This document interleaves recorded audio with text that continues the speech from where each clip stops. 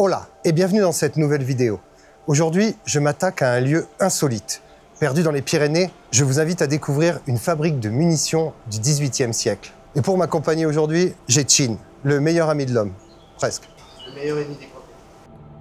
Située dans la montagne, près de Éougui, en Navarre, cette fabrique de munitions est fondée en 1766 par ordre de Charles III d'Espagne.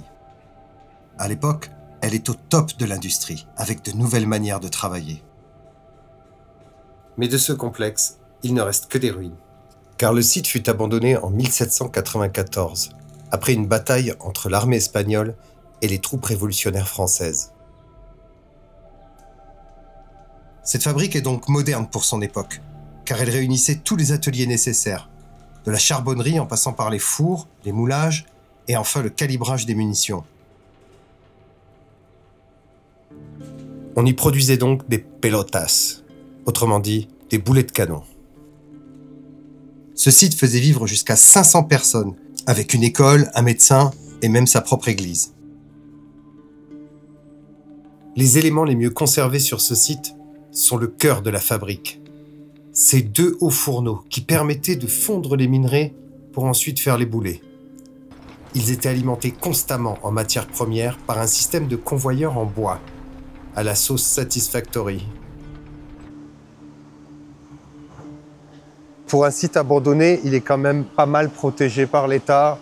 Ils ont fait quelques trucs. Il y a plein de plaques explicatives qui vraiment vous permettent de comprendre vraiment comment ça fonctionnait.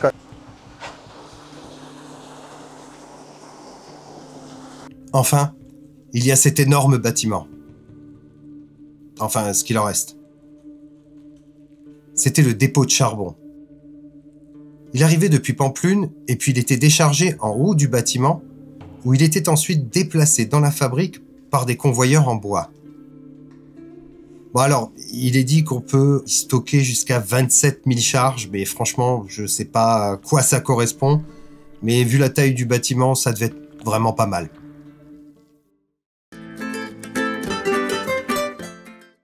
Au fil du temps, les habitants du coin se sont mis à récupérer les boulets qui s'écoulaient tout au long de la rivière.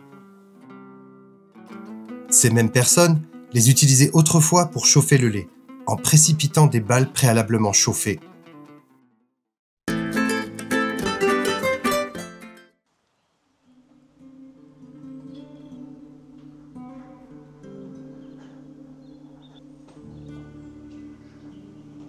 Là, on nous propose même une représentation de ce qu'était autrefois un petit peu cette fabrique.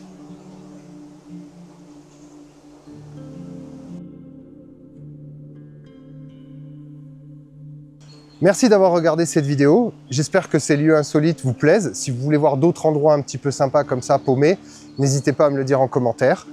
Abonnez-vous à la chaîne si ce n'est pas encore fait. Et puis Chin et moi, on vous dit à la prochaine.